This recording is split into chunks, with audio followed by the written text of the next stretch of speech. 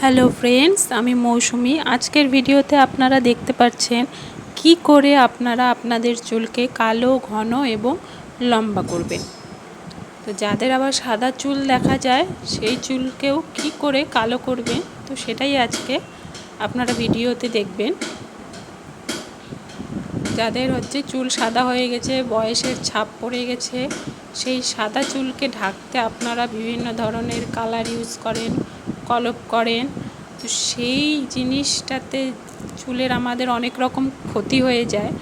তো সেইটা না করেই কি করে ঘরোয়া উপায়ে আপনারা আপনাদের চুলকে কালো রাখবেন, তো তার জন্য রয়েছে যে উপায়টি, সেটি হলো জবা ফুল। এই জবা ফুল দিয়ে আমরা আমাদের চুলকে কালো, ঘন এবং লম্বা করতে পারি। তো কিভাবে লাগাবেন? প্রথমে তো জবা ফুলের পাপড়িগুলোকে বেটে নারকেল তেলের সঙ্গে মিশিয়ে নিতে হবে।